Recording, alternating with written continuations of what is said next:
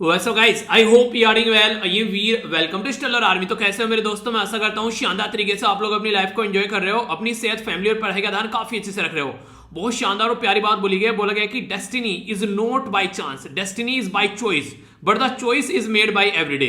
यानी कि अगर आप लोग रियलिटी में कुछ करना चाहते हैं तो हर एक दिन आप लोग प्रयास करोगे, तो वो जो प्रयास हर एक दिन करोगे आप लोग, तो वो आप लोग की चॉइस होगी। ठीक है, और वो जो आप लोग की चॉइस होगी वही आप लोग का भविष्य बनाएगी। और इसी को आप लोग आगे चल के बोल देते हैं कि भाग्य में तो ये लिखा होता है यार, ये टॉपर बनेगा। ठीक है, भाग्य में ये लिखा होता है यार, इसके साथ में ये सारी चीजें आराम से हो जाएंगी। ऐसा कुछ नहीं होता यार। हर एक दिन उस इंसान ने मेहनत की है, एक एक दिन उस इंसान ने अपनी जिंदगी को बेसिकली, जब सब लोग मजे ले रहे थे, मूवी देख रहे थे, घूम रहे थे, फिर रहे थे, खेल रहे थे, वो इंसान अपने काम पर फोकस कर रहा था, तो उसका वो रिजल्ट मिला है उसको। तो उसकी किस्मत मत बोलो, किस्मत बोलकर उसके ऊपर एक तरीके से उन्हें कहते हैं क्वेश्चन मार्क मत लगाओ, उसकी मेहनत बोलो कि इंसान ने कितनी मेहनत की है, तो तब आप लोगों को पता चलेगा। तो जिंदगी में अगर आप लोगों को कुछ अचीव करना है तो मेहनत पर विश्वास करना सीखो, तो सारी चीजें आप लोगों के हिसाब से आप लोगों को चलती हुई नजर आएगी। ये वीडियो लेट क्यों आ रही है, आप लोगों के माइंड में ये चल रहा होगा। लेट इसलिए आ रही है कि पहली बार जो वीडियो रिकॉर्ड करी उसके अंदर वॉइस नहीं थी, फिर दूसरी बार वीडियो रिकॉर्ड करने की एकदम तुरंत हिम्मत नहीं पड़ी, थोड़ा सा, क्योंकि बहुत हिम्मत लगाकर रिकॉर्ड की थी तो सुना थोड़ा सा, मैंने कहा थोड़ा रेस्ट कर लो। और उसके पीछे मैंने दो छोटी छोटी वीडियो भी बनाकर डाली कि अभी जो मार्कशीट वगैरह आ गई है और वो सारी चीजें, तो इसके चलते फिर ये थोड़ी सी अब रिकॉर्ड करने बैठ रहा हूँ। और फिर सुबह उठना भी था तो थोड़ा सा मतलब समझ रहे ना आप लोग पूरा दिन का।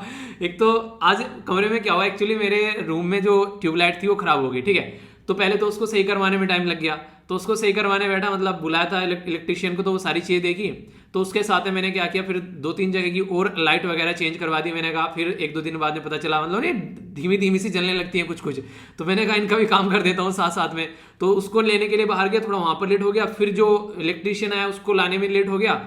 तो फिर ये आवाज, एक दिन कहते हैं कि किसी दिन अगर कि एक वो कहते हैं कि सारी चीजें एक साथ में ही होती है। फिर वीडियो रिकॉर्ड करके बैठा तो उसके अंदर वॉइस नहीं थी, फिर मुझे लगा यार बस अब तो बहुत हो गया, थोड़ा सस्ता लेता हूँ उसके बाद में रिकॉर्ड करूंगा। मेरी हिम्मत ने जवाब दे दिया, तो इसकी वजह से वीडियो थोड़ी लेट आ रही है। चलो कोई नहीं, लेट आ रही है दुरुस्त आ रही है, पहुंचेगी जरूर वो नहीं कहते कि गाड़ी जो है अपनी, ये था समय से थोड़ा लेट चल रही है, पर लेकिन टेंशन मत लेना, गंतव्य पे पहुंचेगी जरूर। ठीक है क्या यार। चलिए सबसे पहले हम लोग देखेंगे क्या क्या हम लोग को डिस्कस करना है। लेक्चर काफी इंटरेस्टिंग रहेगा, शानदार तरीके से इसको एंजॉय कीजिएगा। एक बार ओवरव्यू ले लेते हैं। सबसे पहले बात की जा रही है वर्ल्ड हार्ट डे के बारे में। तो हार्ट यानी कि दिल, तो दिल से रिलेटेड यहाँ पर ये डे है, तो दिल के करीब है, जैसे आप लोग सारे मेरे दिल के बहुत करीब हो, ऐसे ये डे हम लोग डिस्कस करेंगे। तो यहाँ पर बेसिकली बात की जा रही है इसकी थीम की, तो थीम क्या है ये आप लोग को बतानी है। आगे बात करते हैं IDUAI। तो यहां पर इसकी फुल फॉर्म आप लोगों को बतानी है। इसकी अब की बार की जो थीम है यहां पर बोला गया basically the right to know, यानी कि हर एक इंसान को हक है यार जानने का। ठीक है, राइट टू नो, एक तरीके से building back better with access to information. यानी कि अगर आप लोगों को पता है कि आप लोगों का मेंबर ऑफ पार्लियामेंट कैसा है, तो आप लोग उसको उस हिसाब से वोट डालोगे। ठीक है, आप लोगों को पता है कि जो इंसान आप लोगों को पढ़ा रहा है उसका कैरेक्टर कैसा है, ठीक है, किस तरीके की हरकत है वो करता है, तो आप लोग उससे और अच्छे से नॉलेज ले पाओगे। पता चला कि वो बड़ा ही एक गलत तरीके का आदमी है, पर लेकिन नॉलेज लेने के बारे में आप लोग को ये बोलूंगा कि इंसान को कभी उसकी पर्सनल लाइफ से जज मत करना। मैं अपनी बात नहीं कर रहा हूं किसी को भी, क्योंकि कोई भी इंसान चाहे कैसा भी क्यों ना हो पर्सनल लाइफ में, कितना भी एक तरीके से कहते घटिया भी बोल लो चाहे आप लोग उसको, पर लेकिन वो इंसान जो है बहुत कुछ आप लोगों को सिखाकर जा सकता है। तो नॉलेज लेने के लिए कभी भी आप लोगों को किसी की पर्सनल लाइफ को काउंट नहीं करना चाहिए। बेसिकली उसकी प्रोफेशनल लाइफ देखो, वो इंसान क्या अचीव किए बैठा है। ऐसे तो आप लोग बोल सकते हो कि बिल गेट्स जो है उससे अपना रिश्ता नहीं संभला, अपनी वाइफ को डाइवोर्स दे दिया, पर क्या आप लोग ये बोलोगे कि हाँ बिल गेट्स जो है वो सही इंसान नहीं है, सही तरीके से अपनी जिंदगी लेकर नहीं चल रहा है। तो इसलिए पर्सनल लाइफ में मत झांको, क्या पता किसी की पर्सनल लाइफ कितनी घटिया चल रही है और कितनी अच्छी चल रही है। बस देखो तो उसकी प्रोफेशनल लाइफ में इंसान ने क्या अचीव किया है। पर हाँ बेटर तो ये होता है कि जो इंसान पर्सनल और प्रोफेशनल लाइफ में बैलेंस बना ले, असलियत में तो वही है असली सुल्तान। ठीक है, मैंने कहता है कि रे सुल्तान कर दे चढ़ाई, तो वही वाली सुल्तान की बात आ जाती है फिर। तो चलो जो भी है, हमेशा चीजों के बीच में बैलेंस बनाकर चलना चाहिए। BSI क्या है इसके बारे में आप लोग बताइए। इसके द्वारा भी बोला गया कि 2020 में जो यहां पर प्लांट डिस्कवरी के बारे में बात करें, यानी कि जो पेड़ पौधे डिस्कवर किए गए, यहां पर अभी नए 267 न्यू अभी यहां पर प्लांट आप लोगों को देखने को मिले। ठीक है, तो उसी के बारे में बात की जा रही है। फ्लोरा बोलते हैं बेसिकली प्लांट को, फोना बोलेंगे तो यहां पर आप लोगों को जीव जंतु देखने को मिलेंगे, और फ्लोरा बोल देते हैं यहां पर प्लांट्स वगैरह। ठीक है, तो कंफ्यूज मत होना। अगर बात करें 22% जो डिस्कवर की गई, वो कहां पर डिस्कवर की गई सबसे ज्यादा है वेस्टर्न हिमालय में, आप लोग को 15%, ईस्टर्न हिमालय में 14% और यहाँ पर 12% कहां पर है, यानी कि ये 4 एरिया है जहां पर सबसे ज्यादा नए पेड़ पौधों की जातियां पाएगी। तो इसके बारे में क्वेश्चन भी बन जाता है, कई बार आप लोगों से पूछा गया था पहले भी यहाँ पर यूपीएससी के द्वारा कि बेसिकली वह कि पूछ लेते कि ये बताओ कि जो वेस्टर्न घाट में कौन कौन से राज्य आते हैं, ऐसे ऐसे। तो कुछ हल्का सा आइडिया इनके बारे में रखेगा। इंडिया के बारे में बात करें, हमारी कंट्री में टोटल 45,000 जो स्पीसीज हैं प्लांट की यानी कि पेड़ पौधों की, ये ऑल ओवर वर्ल्ड का कितना प्रतिशत है ये आप लोगों को बताना है। यूएसए के प्रेसिडेंट के द्वारा अनाउंस किया गया ग्लोबल मीथेन प्लेज, यानी कि एक तरीके से एक प्रतिज्ञा ली गई कि यहां पर जो मीथेन है उसको कंट्रोल करेंगे। तो यहां पर किसके साथ मिलकर ये एफर्ट लगाएंगे ये आप लोग को बताना है। मीथेन का केमिकल फॉर्मूला आप लोग बताइए, फिर काफी कुछ मैं आप लोगों से इसके बारे में डिस्कस करूंगा, ठीक है। अरे ये तो दे रखा अबे यार भूल जाओ जो मैंने पूछा अभी थोड़ी देर पहले, ठीक है। CH4 होता है बेसिकली मीथेन का फॉर्मूला आप लोगों को बताना। कार्बन डाइऑक्साइड का फॉर्मूला बताओ, ठीक है। CH4 मीथेन का फॉर्मूला होता है बेसिकली कितने गुना कार्बन डाइऑक्साइड से ज्यादा ताकतवर होती है ये बेसिकली इन्वायरमेंट को गर्म करने में, ये मैंने आप लोगों को बता भी रखा है, फिर से डिस्कस कर लेंगे। नीति आयोग के द्वारा एक प्राइवेट कंपनी है एजुकेशन की, उसके साथ मिलकर अभी फ्री एक्सेस, एक तरीके से फ्री इंफॉर्मेशन प्रोवाइड कराने की बात की जा रही है, फ्री टेक्नोलॉजी से एजुकेशन प्रोवाइड कराने की बात की जा रही है। 112 एस्पायरेशनल डिस्ट्रिक्ट, एस्पायरेशनल डिस्ट्रिक्ट है जिनकी बहुत खस्ता हालत है, जहां पर वैसे ढंग से एजुकेशन वगैरह नहीं है, तो वहां पर ये हेल्प करने की कोशिश इनके द्वारा की जाएगी। तो काफी अच्छा एक एफर्ट आप लोग यहां पर बोल सकते हो। तो देखते हैं कैसे चीजें आगे बढ़ पाती है, ठीक है। सबसे पहले बात करते हैं यहां पर वर्ल्ड हार्ट डे के बारे में। तो दिल से दिल का कनेक्शन पर, लेकिन यहां पर जो बात की जा रही है ये हार्ट की बीमारी के बारे में बात की जा रही है। जो दिल जिसमें बीमारी हो जाए एक तरीके से, उसमें आप लोगों को देखने को मिलेंगे कई सारी दिक्कतें, जिसमें से हार्ट अटैक काफी बड़ी खतरनाक बीमारी है। हार्ट की डिजीज जैसे कि हार्ट स्ट्रोक आना, ठीक है, तो ये काफी बड़ा एक रीजन बन चुका है अभी डेथ का। रिसेंटली अभी आप लोगों ने देखा जो ये नहीं था, क्या नाम था एक हीरो जो अभी सिद्धार्थ शुक्ला, ठीक है, तो बताया जा रहा है कि हार्ट अटैक की वजह से डेथ हुई।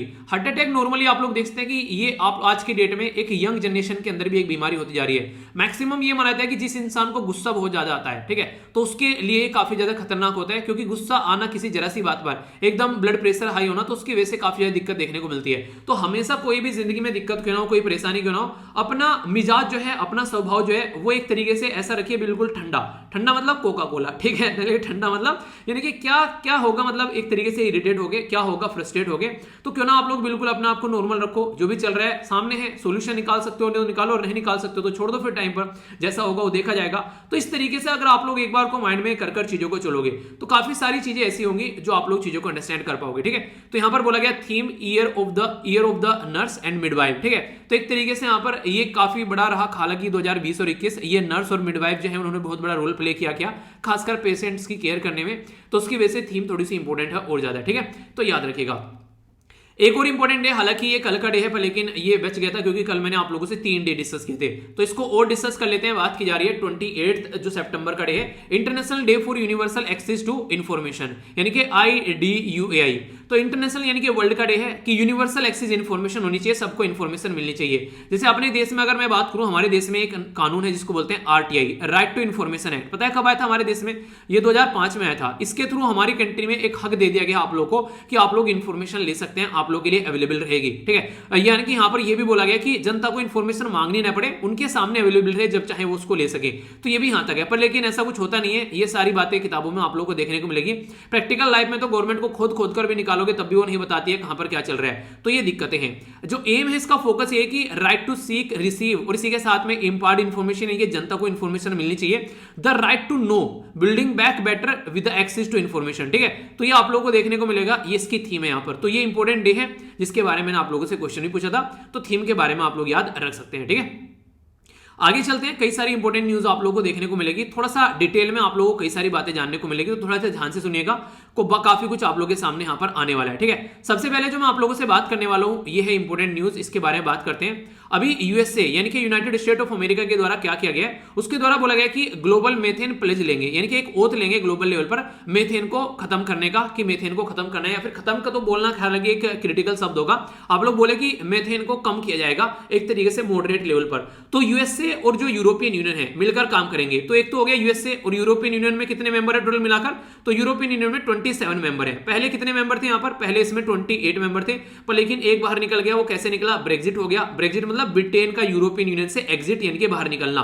तो ब्रेक्जिट के चलते यहां पर अब 27 मेंबर यूरोपियन यूनियन के अंदर रह गए और एक यूएसए हो गया। तो टोटल 28 मेंबर ये मिलकर डिसाइड करेंगे कि कैसे इनको मेथेन को कम करना है। मेथेन यानी कि CH4, ये मेथेन एमिशन के बारे में बात की जा रही है, ठीक है।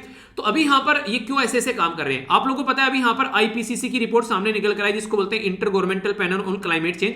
तो इस रिपोर्ट के द्वारा भी यहाँ पर ये बोला गया कि 1.5 डिग्री टेम्परेचर तो आप लोगों को कम करना ही करना है 1.5 डिग्री तक। अगर इससे ज्यादा आप लोग करेंगे, इंडस्ट्रियल एरा के टाइम से अगर कंपेयर करते हैं, जब मशीनें आनी स्टार्ट हो गई, जब से आप लोगों ने मशीनों के थ्रू कपड़े बनाए, पानी का जहाज मशीनों से चलता था, वो सारी चीजें डीजल पेट्रोल ये सब चीजें यूज होना स्टार्ट हो गई। तो ये माना जाता है कि इंडस्ट्रियल जो युग चला उसके बाद में, तो यहाँ पर टेम्परेचर तब से लेकर अब तक का ऑल ओवर वर्ल्ड का, पूरी पृथ्वी का 1.5 डिग्री सेंटीग्रेड बढ़ चुका है। तो इसके चलते इसको कंट्रोल करना है, ठीक है। तो ताकि यहाँ पर इससे ऊपर अगर ये होता है यहाँ पर तो काफी दिक्कतें देखने को मिलेगी, तो ये बात बोली जा रही है। और अभी आईपीसीसी की वैसे तो रिपोर्ट 2022 में आनी थी, पर इनके द्वारा अभी एक रिपोर्ट अपनी प्रस्तुत कर दी गई, ताकि यहाँ पर एक मीटिंग हो रही है अभी 26 कॉन्फ्रेंस ऑफ पार्टीज, कोप 26 इसको बोला जा रहा है। ये कहां पर आप लोगों को देखने को मिलेगी, ये देखने को मिलेगी ग्लासगो, जो कि यूके के अंदर है, यानी कि यूनाइटेड किंगडम।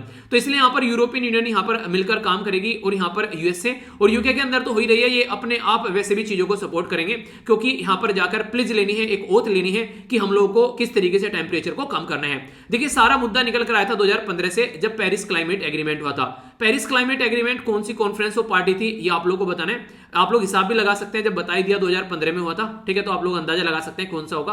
अगर थोड़ा सा भी मैथमेटिक्स गिनती भी अगर आती है तो ठीक है, बताइए चलिए क्या होगा।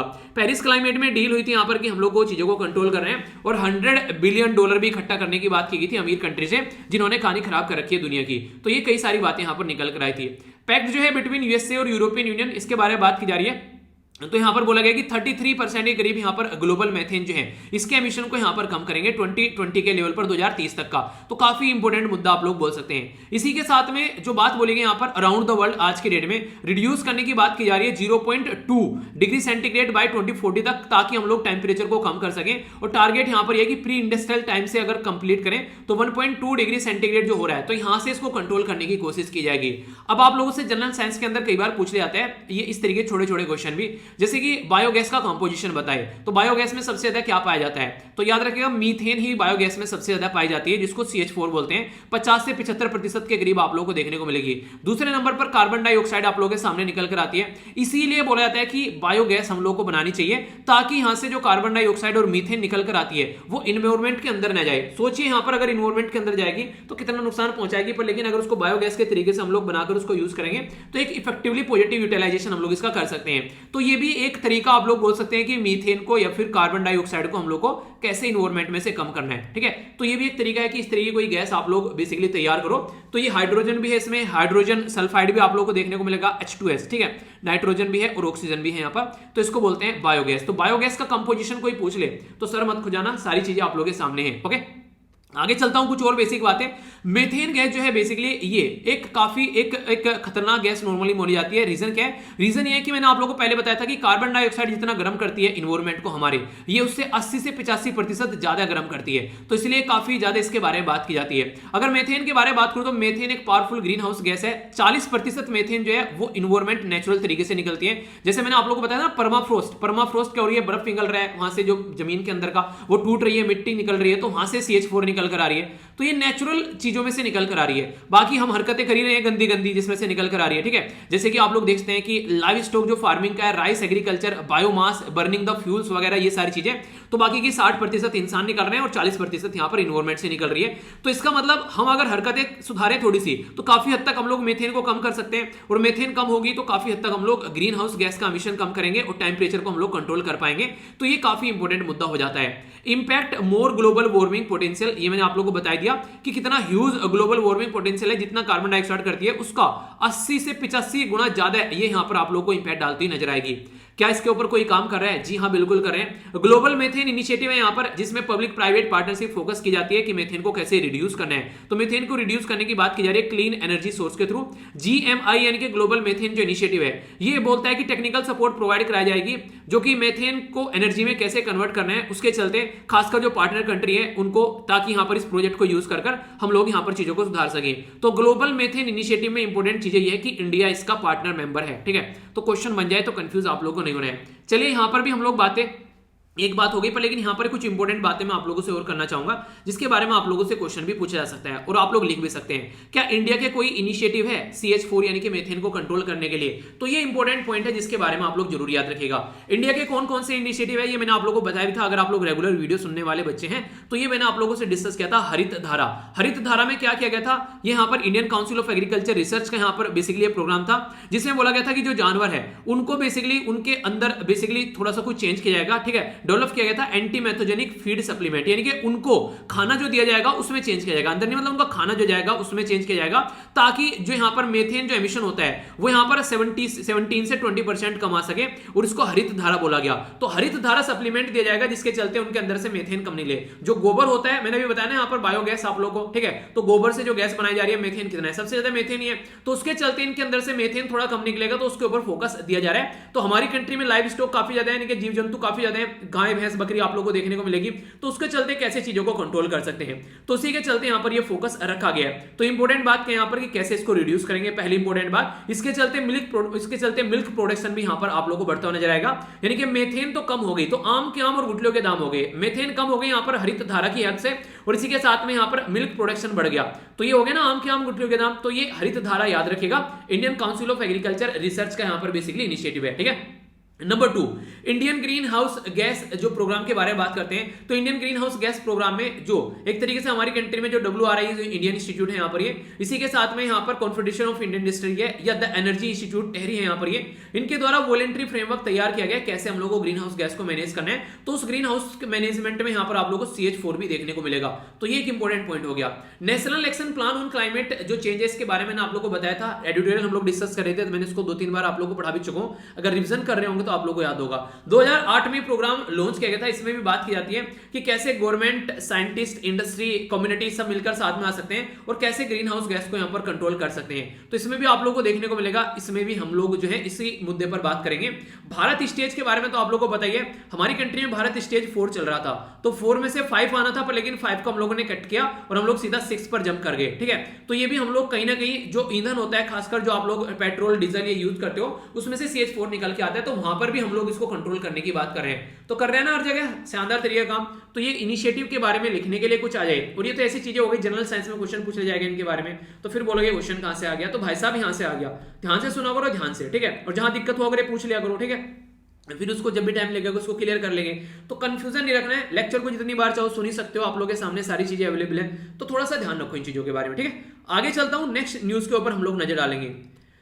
ये जो न्यूज निकल कर आ रही है, ये बेसिकली बात की जा रही है अभी रिसेंटली, आप लोगों को ये देखने को मिलेगा सोशल अकाउंटेबिलिटी काफी ज्यादा न्यूज में है। ये सबसे पहले सोशल अकाउंटेबिलिटी के बारे में बात करें, फिर सोशल ऑडिट के बारे में बात करें, तो क्वेश्चन आप लोगों से बन जाता है, सोशल ऑडिट मतलब सोसाइटी पार्टिसिपेट करे। आपके मोहल्ले में कोई खड़ंजा बन रहा है, कोई सड़क बन रही है, वो भाई साहब क्या कर रहा है, नई ईंट का उसको पैसा मिला था, पर लेकिन पुरानी ही ईंट लगाकर उसके ऊपर मिट्टी डाल दे रहा है। तो ये आप लोगों की रेस्पॉन्सिबिलिटी है, गवर्नमेंट नहीं देखने आएगी यहाँ पर कि क्या क्या चल रहा है, आप लोगों की रेस्पॉन्सिबिलिटी है उस चीज को रोको, ठीक है, क्योंकि आप लोगों को यूज करना है उस सड़क को। तो सोसाइटी जब पार्टिसिपेट करना स्टार्ट कर दे तो उसको बोलते हैं बेसिकली सोशल रेस्पॉन्सिबिलिटी। तो रिसेंटली स्टेट वाइड कैंपेन चलाया गया राजस्थान के अंदर में, डिमांड की गई यहाँ पर passage of the social accountability law, तो यानी कि एक सोसाइटी को लेकर भी एक अकाउंटेबिलिटी होनी चाहिए। तो यहाँ पर अभी जो नेक्स्ट असेंबली सेशन है उससे पहले यहाँ पर इनके द्वारा ये मांग की जा रही है, ताकि यहाँ पर इसके ऊपर ये काम कर सके। एक कमेटी यहां पर बनाई गई थी, फॉर्मर जो स्टेट इलेक्शन कमिश्नर है, याद रखना इसके बारे में। ये यहां पर देखिए आप लोगों से क्या पूछा जा सकता है, ठीक है, बेसिकली इसकी जो बेसिक इन्फॉर्मेशन अगर आप लोगों से पूछ ले कोई कि सोशल अकाउंटेबिलिटी क्या है, ठीक है, क्या क्या इसके अंदर मेजर सोशल अकाउंटेबिलिटी के टूल है, जैसे कि आप लोगों को बताऊं, जैसे यहां पर जानकारी हो गई, इन्फॉर्मेशन होनी चाहिए जनता के पास में, भागीदारी होनी चाहिए, यानी कि जनता भी पार्टिसिपेट इसमें कर सके, ठीक है, इसी के साथ में यहां पर कार्रवाई होनी चाहिए, अगर कोई चीजें उसके ऊपर कार्रवाई होनी चाहिए तो टाइम बाउंड मैनर में एक्शन होना चाहिए, इसी के साथ में यहां पर सुरक्षा होनी चाहिए, यानी कि प्रोटेक्शन ऑफ द सिटीजन होनी चाहिए, सुनवाई होनी चाहिए, उनको कोई सुने कि हाँ वो क्या कर रहे हैं, ठीक है, जनता का मंच हो गया, यहाँ पर कलेक्टिव प्लेटफॉर्म हो गया जहां पर सब मिलकर काम कर सके, और प्रसार यानी कि रिपोर्ट का डिसेमिनेशन यानी कि जनता तक चीजें पहुंचनी भी चाहिए। तो ये इसके अंदर आप लोगों को पॉइंट देखने को मिल जाएंगे सारे आसानी से, तो लिखने के लिए भी आ जाए तो कोई कंफ्यूजन आप लोगों के माइंड में नहीं होना चाहिए। तो यहां पर इसके बारे में बात की जा रही है basically approach toward the ensuring accountability, किसी की अकाउंटेबिलिटी होनी चाहिए ना, कहीं एक्सीडेंट हो गया तो कोई एरिया की पुलिस तो आएगी कि हमारे एरिया का एक्सीडेंट है, तो इसी तरीके से कोई तो इसके लिए अकाउंटेबिलिटी रखेगी, किससे जाकर पूछेगा। तो ऑर्डिनरी सिटीजन जो ग्रुप है वो पार्टिसिपेट करे डायरेक्टली इसके अंदर में। पब्लिक सेक्टर कॉन्टेक्स्ट में अगर बात करें तो सोशल अकाउंटेबिलिटी का ये वाइड रेंज हो जाती है, यानी कि यहाँ पर सिटीजन भी आ जाता है, कम्युनिटी भी आ जाती है, इंडिपेंडेंट मीडिया भी आ जाती है, सिविल सोसाइटी भी आ जाती है, ठीक है। तो इस तरीके से आप लोग बोल सकते हैं। कंपोनेंट क्या क्या है मैंने अभी आप लोगों को बता दिया कि किस तरीके से यहाँ पर इंफॉर्मेशन सबको मिलनी चाहिए, मोबिलाइजेशन ऑफ पब्लिक सपोर्ट, ठीक है, एडवोकेसी और नेगोशिएशन होना चाहिए, इन सब के बारे में बात की जा रही है। अगर बात करें तो राजस्थान में क्या किया गया था, अभी यहाँ पर एक कमीशन बनाया गया, तो राम लुभाया, ठीक है, तो लुभाया यहाँ पर यानी कि लुभा रहा है, ठीक है, तो याद रखिएगा लुभाने के लिए इनको यहाँ पर कमीशन बनाया गया, जिसके चलते सोशल अकाउंटेबिलिटी बिल और इसके बारे में बात की गई, कमेटी के द्वारा सबमिट कर दिया गया था 2020 में, पर अब तक काम नहीं किया गया। राजस्थान में guarantee of delivery of public service act है 2011 का, और राजस्थान राइट टू हियरिंग जो एक्ट है 2012 का, ये ऑलरेडी यहां पर थे पर लेकिन अभी रिपील किया गया, मेजर इश्यूज थे इनके अंदर ये बोला गया। तो अब फिर से यहां पर प्रॉपर वे में एक सिस्टम आना चाहिए, ताकि जो जनता सफर कर रही है उनको राइट नहीं मिल रही है, एक्सेस नहीं मिल रही है, टाइम बाउंड मैनर में सर्विस नहीं मिल रही है, तो कौन है अकाउंटेबल इसके लिए। भाई साहब हमने क्या किया, हमने तो वोट डाल दी और हम लोगों ने वोट डाल के अपने सिर पर बैठा लिए member of parliament, member of legislative assembly. अब उनकी रेस्पॉन्सिबिलिटी है ना वो हमारे लिए काम करे। तो सोशल अकाउंटेबिलिटी में यहाँ पर गुड गवर्नेंस, ठीक है, डेवलपमेंट जो एक तरीके से डेवलपमेंट और एक तरीके से इफेक्टिव आप लोगों को देखने को मिलेगी चीजें इंप्लीमेंट करना, ठीक है, और इंपावर करना, तो ये सारी चीजें निकल कर आती है। कुछ और बात करें, सिग्निफिकेंस क्या होगा इससे, देखिए अगर यहां पर इंपावर किया जाएगा पर्सन को, तो गवर्नमेंट और इंस्टीट्यूशन जो रहेंगे वो अकाउंटेबल ठहर पाएंगे। आप लोगों को पता है आप लोगों के राइट क्या है, आप लोग जाकर गवर्नमेंट को बोल सकते हो भाई साहब हमारे हक क्यों नहीं दे रहे हम लोग को, ठीक है। अवेयरनेस बढ़ती नजर आएगी और कंटिन्यूअसली गवर्नेंस इंप्रूव होगी अगर इनके बारे में बात करेंगे। क्या ऐसे कोई इसके ऊपर कोई काम किया जा रहा है किसी राज्य में, केरला, गुजरात, राजस्थान, इसी के साथ में दिल्ली, महाराष्ट्र, बेंगलुरु में यहाँ पर आंध्र प्रदेश, कर्नाटका, महाराष्ट्र, आंध्र प्रदेश, कई जगह यहाँ पर basically participatory planning and policy formulation देखने को मिलेगा, participatory budget analysis, participatory expenditure tracking system, citizen जो survey, citizen report card, citizen charter और इसी के साथ में यहाँ पर कम्युनिटी जो यहाँ पर कम्युनिटी स्कोर कार्ड, ठीक है। तो ये सारी चीजें आप लोग को देखने को मिलेगी जिसके ऊपर काम किया जा रहा है ऑलरेडी। तो ऐसा बिल्कुल भी नहीं है कि कुछ भी नहीं है, बहुत सारी चीजें ऑलरेडी अवेलेबल है, इनके ऊपर काम किया जा रहा है। तो इनको कैसे लेकर चलना है, किस तरीके से इंप्लीमेंट किया जाए, उसके ऊपर और फोकस हम लोग को देना चाहिए। तो ये बात बोली गई, ठीक है। नेक्स्ट यहां पर जो बात की जा रही है ये भी एक इंपॉर्टेंट न्यूज बन सकते हैं, NITI Aayog, national institute of transforming India, ऐसे भी क्वेश्चन पूछे जाते हैं यूपीएससी के द्वारा, ठीक है, तो कंफ्यूज मत होना। कब इसको रिप्लेस किया गया था ये बताइए, चलिए प्लानिंग कमीशन को रिप्लेस करके कब नीति आयोग आया था। तो नीति आयोग ने अभी यहाँ पर एक इनिशिएटिव लॉन्च किया है बायजूस के साथ मिलकर, ये एक एजुकेशनल कंपनी है बायजूस, तो यहाँ पर इसके साथ मिलकर इनके द्वारा ये किया गया कि टेक्नोलॉजी का यूज करके जो एस्पायरेशनल डिस्ट्रिक्ट है उसके अंदर ये एक free education access technology driven provide कराएंगे। तो यहाँ पर 6 से लेकर 12 साल के बच्चों के लिए, तो यहाँ पर एस्पायरेशनल डिस्ट्रिक्ट को ये फायदा पहुंचेगा, 112 एस्पायरेशनल डिस्ट्रिक्ट जो है उनको फायदा पहुंचेगा। तो प्रीमियम लर्निंग रिसोर्सेज जो है वो फ्री ऑफ कॉस्ट इन बच्चों को प्रोवाइड कराए जाएंगे। तो नीति आयोग ने यहाँ पर ये इनिशिएटिव लॉन्च किया था, इसका मतलब ये कि गवर्नमेंट ने पैसा भरा है यहाँ पर ये, ठीक है, यानी कि जनता के बिहाफ पे यहाँ पर गवर्नमेंट ने इस कंपनी को दबाकर पैसा दिया कि आप लोग ये काम करो कि ये इस चीजों को इंप्रूव करने का काम करो, ठीक है। अब ये कंपनी काम करेगी तो फ्री एजुकेशन बच्चों के लिए है, पर लेकिन गवर्नमेंट पैसा दे रही है उसके लिए, ठीक है। तो ये कंपनी फ्री में काम नहीं कर रही है, ये ध्यान रखिएगा, ओके। तो इसको पैसा दिया गवर्नमेंट ने, तो उसकी वजह से यहाँ पर ये काम हो रहा है। और ये कंपनी आज के डेट में एजुकेशन के फील्ड में एक सबसे बड़ी कंपनी आप लोग बोल सकते हैं। अभी इसके द्वारा आकाश इंस्टीट्यूट खरीदा गया था कई हजार करोड़ रुपए में, तो ये इंस्टीट्यूट जो खरीदा गया यहाँ पर उसके थ्रू यहाँ पर ये कुछ काम और करने वाले हैं। ये यहाँ पर इनके द्वारा चूज करेंगे 3000 के करीब, ओनली 3000 ये बेसिकली चूज करेंगे मेरिटोरियस जो स्टूडेंट है 11th और 12th के, जिनको यहाँ पर ये फ्री कोचिंग प्रोवाइड कराएंगे, ठीक है।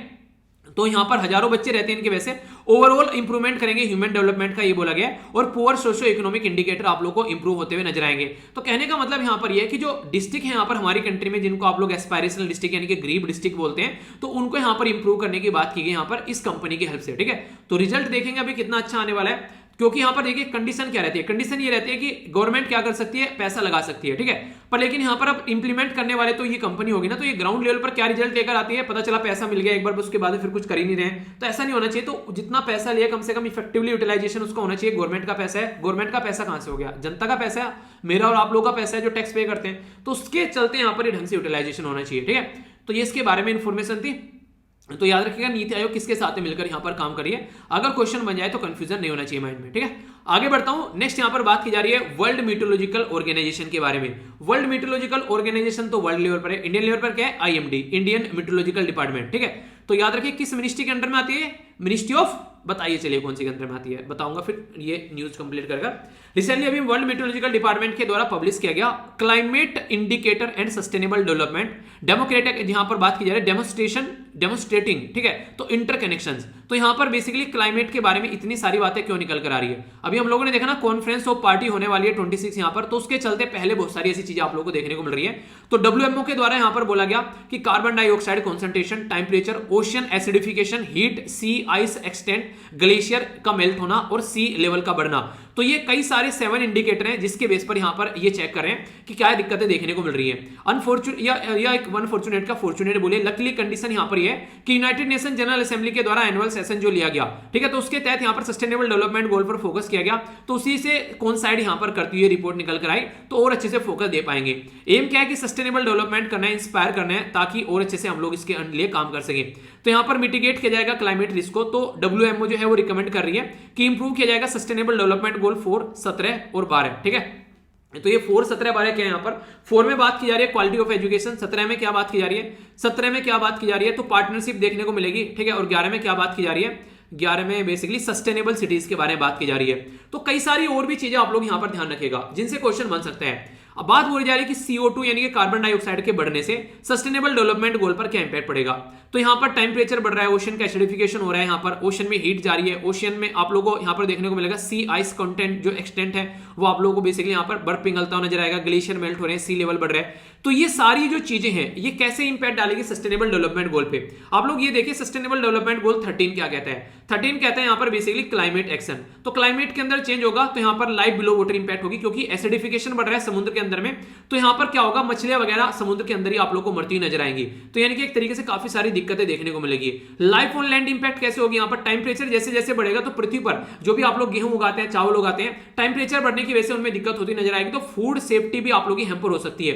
तो फूड सेफ्टी अगर हैम्पर होगी तो आप लोग देखते हैं भुखमरी के ऊपर और इंपैक्ट पड़ेगा, लोग और ज्यादा गरीब होते हुए नजर आएंगे और उनकी हेल्थ भी बिगड़ती नजर आएगी। इसी के साथ में एसिडिफिकेशन हो रहा है तो समुद्र का पानी बेकार हो रहा है, आप लोग ऐसा बोल सकते हैं, और ज्यादा दिक्कत देखने को मिल रही है। तो क्लीन वाटर के लिए भी यहां पर दिक्कतें देखने को मिलेगी। तो यानी कि सस्टेनेबल डेवलपमेंट गोल यहां पर 1 भी इंपैक्ट होगा, 2 भी इंपैक्ट होगा, 14 भी यहां पर, 16 भी और सस्टेनेबल डेवलपमेंट गोल 6 भी। तो ये बातें यहां पर बोली जा रही है, एक तरीके से ये वाला भी यहां पर इंपैक्ट होता हुआ नजर आएगा। यानी कि एक तरीके से यहां पर सारे, हालांकि आप लोग सस्टेनेबल डेवलपमेंट गोल को एक दूसरे के साथ में कनेक्ट कर सकते हैं अगर यहां पर इनको पैटर्न में लेकर चलोगे। सस्टेनेबल डेवलपमेंट गोल को याद कैसे करना है, इसके ऊपर वीडियो बना रखी है मैंने कि कैसे सस्टेनेबल डेवलपमेंट गोल को याद रखे, तो वीडियो देख लीजिएगा, सस्टेनेबल डेवलपमेंट गोल बाय वीर करके सर्च करना, तो आप लोगों के सामने वो वीडियो खुलकर आ जाएगी। 1 लाख के करीब बच्चे उसको देख चुके हैं। आप लोग भी फायदा उठाओ, जब इतने सारे लोगों को फायदा ही हो रहा होगा जब देख रहे हैं, ठीक है, बेवकूफ तो है नहीं, तो आप लोग भी फायदा उठाओ, क्यों ना आप लोग क्योंकि आप लोग क्यों कंपटीशन से बाहर हो रहे हो, तो आप लोग भी कंपटीशन में हो। तो कहने का मतलब है कि देख लो, फायदा होगा, ठीक है। आगे चलते हैं, यहां पर नेक्स्ट जो इंपोर्टेंट न्यूज निकल कर आ रही है उसके ऊपर हम लोग नजर डालते हैं। ये जो इंपोर्टेंट न्यूज यहां पर निकल कर आ रही है ये किसके बारे में बात कर रही है, ये बेसिकली बात कर रही है यहां पर अभी बोटनिकल सर्वे ऑफ इंडिया के बारे में, जिसको BSI बोलते हैं आप लोग। तो बोटनिकल सर्वे ऑफ इंडिया के द्वारा यहां पर डेटा प्रस्तुत किया गया कि हमारी कंट्री में जो प्लांट्स की स्पीसीज हैं वो कितनी अभी यहां पर देखने को मिली, तो उसके बारे में हम लोग यहां पर बात करेंगे। तो क्वेश्चन आप लोगों से बन सकता है, तो कंफ्यूजन आप लोगों को नहीं होना है, ठीक है। तो इसके बारे में समझेंगे। बोटनिकल सर्वे ऑफ इंडिया, पहले अगर मैं आप लोगों से बात करूं किसके अंडर में आता है, तो ये मिनिस्ट्री ऑफ जो हमारी कंट्री में environment and forest and climate change के अंडर में आता है। 1890 में बेसिकली यहां पर इसको बनाया गया था। हेडक्वार्टर याद रखना इसका कहां पर है, कोलकाता के अंदर है, ठीक है। ये इंपॉर्टेंट क्वेश्चन बन जाएगा। तो यहां पर ये बेसिकली काउंट करता है कहां पर क्या क्या चीजें हैं पेड़ पौधों के बारे में। तो इसके द्वारा बोला गया अभी रिसेंटली 267 यानी कि 267 पेड़ पौधे हम लोग को पता चले। तो इंडिया के अंदर अगर बात करें यहां पर, तो 119 जो स्पीसीज थी वो सी प्लांट की, यानी कि जो नहीं एक सीड प्लांट जो रहते हैं, यानी कि एक तरीके से जो स्पीसीज ऑफ सीड प्लांट, ठीक है। 57 है यहां पर एक तरीके से जो फंगी आप लोग को देखने को मिलेंगे। 44 आप लोग को यहां पर लाइकेंस, 21 यहां पर एल्गीज, 18 यहां पर माइक्रोबीज। तो इस तरीके से आप लोग को देखने को मिलेंगे। इंपोर्टेंट क्या है, यहां पर 22% जो भी स्पीसीज पाई गई है वेस्टर्न घाट में पाई गई है, ठीक है। तो याद रखना, वेस्टर्न हिमालय में आप लोग को 15%, ईस्टर्न हिमालय में 14% और नॉर्थ ईस्ट रीजन में 12% आप लोग को देखने को मिलेगा। तो ये अलग अलग ये इंडिकेटर आप लोगों के सामने, जिसके बारे में आप लोग आइडिया रख सकते हैं, ठीक है। तो इन्वायरमेंट के ऊपर यहां पर ये बातें हैं। अगर बन जाए तो कंफ्यूज मत होना, ठीक है। तो आज का लेक्चर थोड़ा छोटा ही रखते हैं, ठीक है। बाकी की चीजें आगे कवर कर लेंगे, टेंशन मत लेना। बाकी देखते हैं यहाँ पर क्या क्या डिस्कस किया।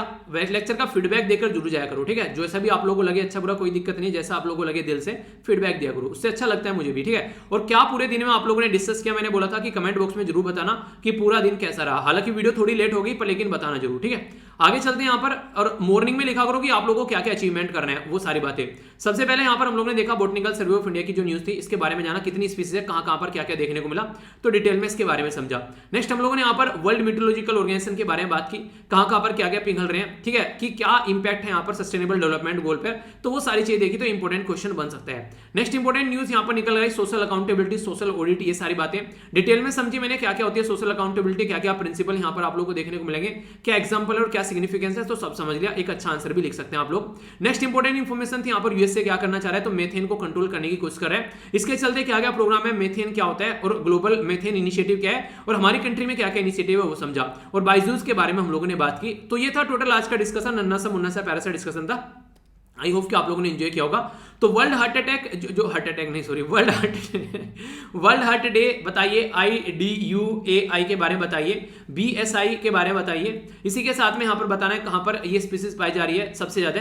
इसी के साथ में आप लोगों को बताना है यहाँ पर बेसिकली कि जो 400 400 नहीं, जो यहाँ पर 45,000 स्पीसीज है, तो वर्ल्ड में कितना प्रतिशत है, ठीक है, ये बताना है। कितना गुना यहाँ पर कार्बन डाइऑक्साइड का यहाँ पर मेथेन है, आप लोगों को ये बताना है। यूएसए किसके साथ में मिलकर यहाँ पर मेथेन को कंट्रोल करने की बात कर रहे हैं, नीति आयोग ने किसके साथ में यहाँ पर अभी यहाँ पर पार्टिसिपेशन किया है, ठीक है। थोड़ा सा रिवीजन भी कर लेते हैं। वर्ल्ड रेबीज डे की थीम बतानी है, कौन सी मिनिस्ट्री है यहाँ पर, इसके द्वारा सोशियो इकोनॉमिक कास्ट सेंसस जो है प्रस्तुत किया जाता है। इसी के साथ में यहाँ पर जो सेंसस है वो सेंसस एक्ट के थ्रू होता है, तो कौन सा एक्ट है। इंडिया में कितने प्रतिशत हल्दी प्रोड्यूस की जाती है, तो टॉप 3 राज्य कौन से हैं। यहाँ पर मांडा बफेलो के बारे में बात की थी, तो यहाँ पर NBAGR क्या है ये बताना है। इसी के साथ में आर्मीज यहाँ पर 2 कंट्री की मिली एक एक्सरसाइज की गई, कहाँ पर, ये उत्तराखंड के अंदर में 15वां एडिशन था, तो ये कौन सी एक्सरसाइज थी बताइए। 12वां संस्करण यहाँ पर आप लोगों के सामने यहाँ पर डिफेंस एक्सपो का कहां पर देखने को मिल रहा है। एफडीआई की लिमिट डिफेंस में कितनी है, तो एक क्वेश्चन आप लोगों से बन जाते हैं, तो एक एक कर देख लेते हैं। सबसे पहले बात की जा रही है वर्ल्ड रेबीज डे के बारे में, तो रेबीज फैक्ट नोट फियर, ठीक है, तो इसके ऊपर फोकस करना है, रेबीज को खत्म करना है। मिनिस्ट्री ऑफ रूरल डेवलपमेंट यहाँ पर basically socio economic caste census तैयार करती है। सेंसस जो है 1948 के एक्ट के हिसाब से चलता है। इंडिया के अंदर 80% टर्मरिक हल्दी की वैरायटी देखने को मिलेगी, हमारी कंट्री में है 80% जो पैदा होती है। तेलंगाना, महाराष्ट्र, तमिलनाडु के अंदर ये बातें आप लोग याद रखिएगा। यहाँ पर मांडा बफेलो 19th स्पीसीज और national bureau of animal genetic resources के द्वारा बताया गया। नेपाल के बारे में याद रखिएगा, नेपाल जो है यहाँ पर बेसिकली उसके साथ में एक्सरसाइज है 15वां एडिशन, ये यहाँ पर सूर्य किरण एक्सरसाइज थी।